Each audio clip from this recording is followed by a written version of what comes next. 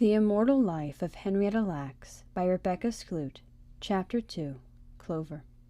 Henrietta Lacks was born Loretta Pleasant in Roanoke, Virginia, on August 1st, 1920. No one knows how she became Henrietta.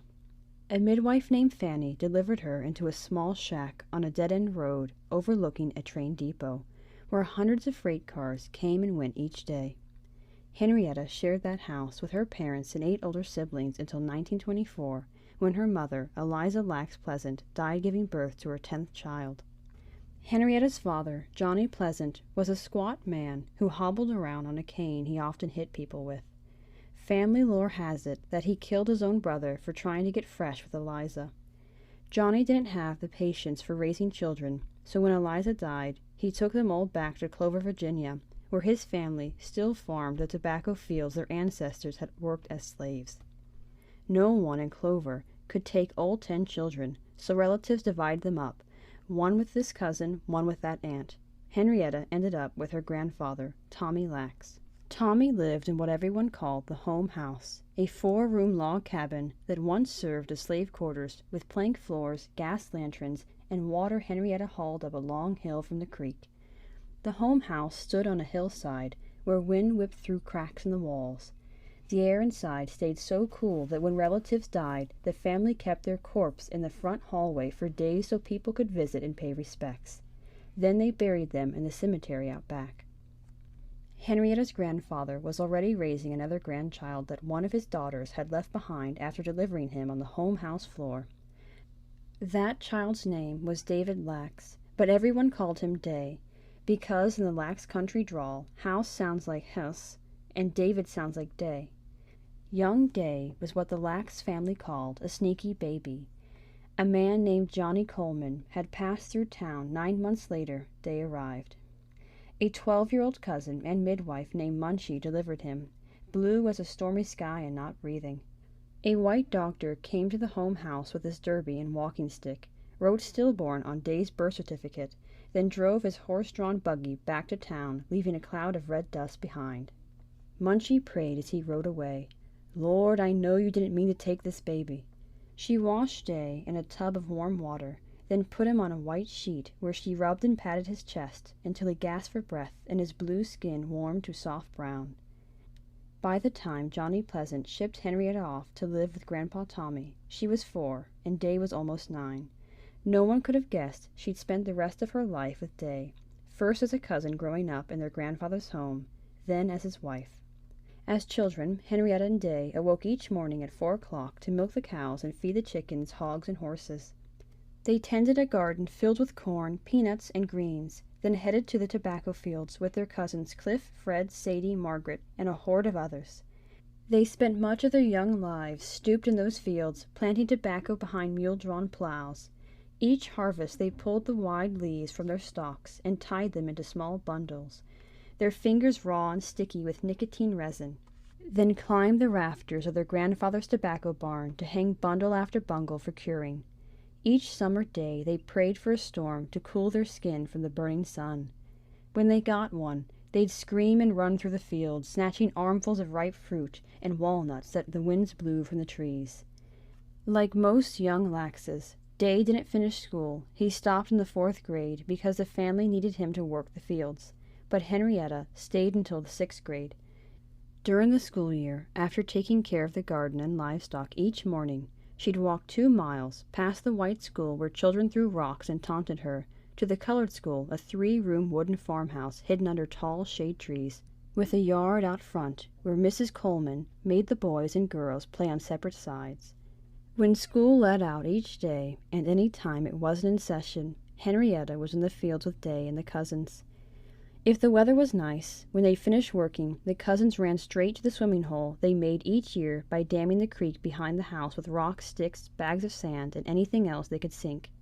They threw rocks to scare away the poisonous cottonmouth snakes, then dropped in the water from tree branches or dove from muddy banks. At nightfall, they built fires with pieces of old shoes to keep the mosquitoes away, and watched the stars from beneath the big oak tree where they'd hung a rope to swing from. They played tag, ring around the rosy, and hopscotch, and danced around the fields singing until Grandpa Tommy yelled for everyone to go to bed. Each night, piles of cousins packed into the crawl space above a little wooden kitchen house just a few feet from the home house. They lay one next to the other, telling stories about the headless tobacco farmer who roamed the streets at night, or the man with no eyes who lived by the creek, then slept until their grandmother, Chloe, fired up the wood stove below and woke them to the smell of fresh biscuits. One evening each month during harvest season, Grandpa Tommy hitched the horses after supper and readied them to ride to the town of South Boston, home of the nation's second-largest tobacco market, with tobacco parades, a Miss Tobacco pageant, and a port where boats collected the dried leaves for people around the world to smoke. Before leaving home, Tommy would call for the young cousins who'd nestled into the flat wagon on a bed of tobacco leaves, then fight sleep as long as they could before giving in to the rhythm of the horses. Like farmers from all over Virginia, Tommy Lax and the grandchildren rode through the night to bring their crops to South Boston, where they'd line up at dawn, one wagon behind the next, waiting for the enormous green wooden gates of the auction warehouse to open. When they arrived, Henrietta and the cousins would help unhitch the horses and fill their troughs with grain, then unload the family's tobacco onto the wood plank floor of the warehouse. The auctioneer rattled off numbers that echoed through the huge open room, its ceiling nearly 30 feet high and covered with skylights blackened by years of dirt. As Tommy Lax stood by his crop, praying for a good price, Henrietta and the cousins ran around the tobacco piles, talking in fast gibberish to sound like the auctioneer. At night, they'd help Tommy haul any unsold tobacco down to the basement, where he'd turn the leaves into a bed for the children. White farmers slept upstairs in lofts and private rooms. Black farmers slept in the dark underbelly of the warehouse, with the horses, mules, and dogs on a dusty dirt floor lined with rows of wooden stalls for livestock and mountains of empty liquor bottles piled almost to the ceiling. Night at the warehouse was a time for booze, gambling, prostitution, and occasional murders as farmers burned through their season's earnings. From their beds of leaves, the lax children would stare at the ceiling beams the size of trees as they drifted off to the sound of laughter and clinking bottles and the smell of dried tobacco. In the morning, they'd pile into the wagon with their unsold harvest and set out on the long journey home. Any cousins who'd stayed behind in Clover knew a wagon ride into South Boston meant treats for everyone, a hunk of cheese, maybe, or a slab of bologna. So they waited for hours on Main Street to follow the wagon to the home house. Clover's wide, dusty Main Street was full of Model A's and wagons pulled by mules and horses. Old Man Snow had the first tractor in town, and he drove it to the store like it was a car, newspaper tucked under his arm, his hounds Cadillac and Dan baying beside him. Main Street had a movie theater, bank, jewelry store, doctor's office, hardware store, and several churches. When the weather was good, white men with suspenders, top hats, and long cigars, everyone from mayor to doctor to undertaker, stood along Main Street sipping whiskey from juice bottles, talking or playing checkers on the wooden barrel in front of the pharmacy. Their wives gossiped at the general store as their babies slept in a row on the counter, heads resting on long bolts of fabric. Henrietta and her cousins would hire themselves out to those white folks, pulling their tobacco for 10 cents so they'd have money to see their favorite Buck Jones cowboy movies. The theater owner showed silent black and white films, and his wife played along on the piano. She knew only one song, so she played happy carnival-style music for every scene, even when characters were getting shot and dying. The lax children sat up in the colored section next to the projector, which clicked like a metronome through the whole movie. As Henrietta and Day grew older, they traded Ring Around the Rosie for horse races along the dirt road that ran the length of what used to be the Lax Tobacco Plantation, but was now simply called Lax Town. The boys always fought over who got to ride Charlie Horse, Grandpa Tommy's tall bay, which could outrun any other horse in Clover. Henrietta and the other girls watched from the hillside or the backs of straw-filled wagons, hopping up and down, clapping and screaming as the boys streaked by on horseback. Henrietta often yelled for Day, but sometimes she cheered for another cousin, Crazy Joe Grinnin. Crazy Joe was what their cousin Cliff called an over-average man, tall, husky, and strong, with dark skin, a sharp nose, and so much thick black hair covering his head, arms, back, and neck that he had to shave his whole body in the summer to keep from burning up. They called him Crazy Joe because he was so in love with Henrietta he'd do anything to get her attention. She was the prettiest girl in the Lax town, with her beautiful smile and walnut eyes. The first time Crazy Joe tried to kill himself over Henrietta, he ran circles around her in the middle of winter while she was on her way home from school. He begged her for a date, saying, "Henny, come on, just give me a chance." When she laughed and said no, Crazy Joe ran and jumped straight through the ice of a frozen pond and refused to come out until she agreed to go out with him. All the cousins teased Joe, saying maybe he thought the ice water might have cooled him off, but he's so hot for her that the water nearly started boiling.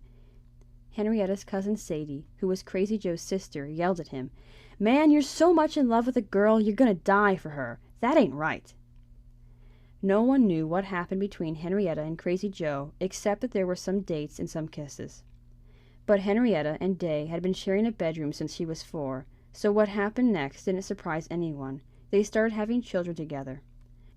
Their son, Lawrence, was born just months after Henrietta's 14th birthday. His sister, Lucille Elise Pleasant, came along 4 years later. They were both born on the floor of the home house, like their father, grandmother, and grandfather before them. People wouldn't use words like epilepsy, mental retardation, or neurosyphilis to describe Elise's condition until years later. To the folks in Laxtown, she was just simple, touched. She came into the world so fast, Day hadn't even gotten back with the midwife when Elise shot right out and hit her head on the floor. Everyone would say maybe that was what left her mind like an infant's. The old dusty record books from Henrietta's church are filled with the names of women cast from the congregation for bearing children out of wedlock, but for some reason Henrietta never was, even as rumors floated around Laxtown that maybe Crazy Joe had fathered one of her children. When Crazy Joe found out Henrietta was going to marry Day, he stabbed himself in the chest with an old dull pocket knife. His father found him laying drunk in their yard, shirt soaked with blood. He tried to stop the bleeding, but Joe fought him, thrashing and punching, which just made him bleed more. Eventually, Joe's father wrestled him into the car, tied him tight to the door, and drove to the doctor. When Joe got home all bandaged up, Sadie just kept saying, "All that to stop Henny from marrying Day?" But Crazy Joe wasn't the only one trying to stop the marriage. Henrietta's sister, Gladys, was always saying Henrietta could do better. When most Laxes talked about Henrietta and Day in their early life in Clover, it sounded as idyllic as a fairy tale. But not Gladys. No one knew why she was so against the marriage. Some folks said Gladys was just jealous because Henrietta was prettier. But Gladys always insisted Day would be a no-good husband. Henrietta and Day married alone at their preacher's house on April 10, 1941. She was 20, he was 25. They didn't go on a honeymoon because there was too much work to do and no money for travel. By winter, the United States was at war and tobacco companies were supplying free cigarettes to soldiers, so the market was booming. But as large farms flourished, the small ones struggled. Henrietta and Day were lucky if they sold enough tobacco each season to feed the family and plant the next crop. So after their wedding, Day went back to gripping the splintered ends of his old wooden plow, as Henrietta followed close behind, pushing a homemade wheelbarrow and dropping tobacco seedlings into holes in the freshly turned red dirt. Then one afternoon, at the end of 1941, their cousin, Fred Garrett, came barreling down the dirt road beside their field. He was just back from Baltimore for a visit in his slick '36 Chevy and fancy clothes. Only a year earlier, Fred and his brother Cliff had been tobacco farming in Clover, too. For extra money, they opened a colored convenience store where most customers paid in IOUs.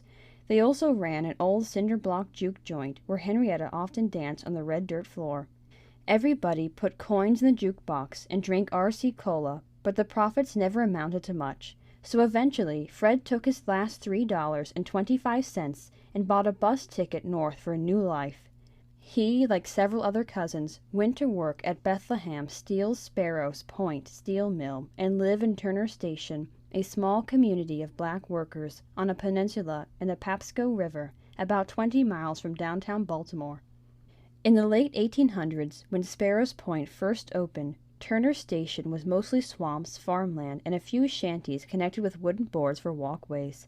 When demand for steel increased during World War I, teams of white folks moved to the nearby town of Dundalk, and Bethlehem steel housing barracks for black workers quickly overflowed, pushing them into Turner Station.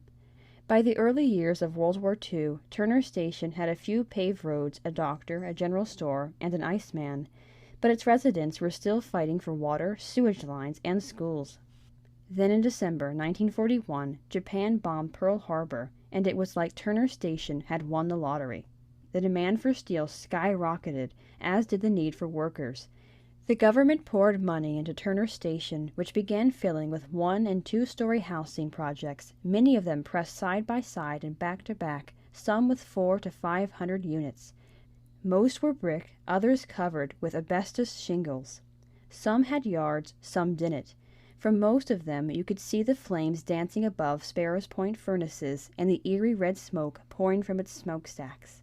Sparrows Point was rapidly becoming the largest steel plant in the world.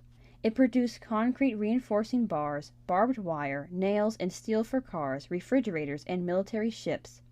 It would burn more than 6 million tons of coal each year to make up to 8 million tons of steel and employ more than 30,000 workers. Bethlehem Steel was a gold mine in a time flush with poverty, especially for black families from the South. Word spread from Maryland to the farms of Virginia and the Carolinas, and as part of what would become known as the Great Migration, black families flocked from the South to Turner Station, the Promised Land. The work was tough, especially for black men, who got the jobs white men wouldn't touch. Like Fred, black workers usually started in the bows of partially built tankers in the shipyard, collecting bolts, rivets, and nuts as they fell from the hands of men drilling and wielding 30 or 40 feet up. Eventually, black workers moved up to the boiler room, where they shoveled coal into a blazing furnace. They spent their days breathing in toxic coal dust and asbestos, which they brought home to their wives and daughters, who inhaled it while shaking the men's clothes out for a wash. The black workers at Sparrows Point made about 80 cents an hour at most, usually less. White workers got higher wages, but Fred didn't complain. 80 cents an hour was more than most laxes had ever seen. Fred had made it. Now he'd come back to Clover to convince Henrietta and Day that they should do the same. The morning after he came barreling into town, Fred bought Day a bus ticket to Baltimore. They agreed Henrietta would stay behind to care for the children and the tobacco until Day made enough for a house of their own in Baltimore and 3 tickets north. A few months later, Fred got a draft notice shipping him overseas. Before he left, Fred gave Day all the money he'd saved, saying it was time to get Henrietta and the children to Turner Station. Soon, with a child on each side, Henrietta boarded a coal-fueled train from the small wooden depot at the end of Clover's main street. She left the tobacco fields of her youth and the 100-year oak tree that shaded her from the sun on so many hot afternoons. At the age of 21, Henrietta stared through the train window at the rolling hills and wide-open bodies of water for the first time, heading toward a new life.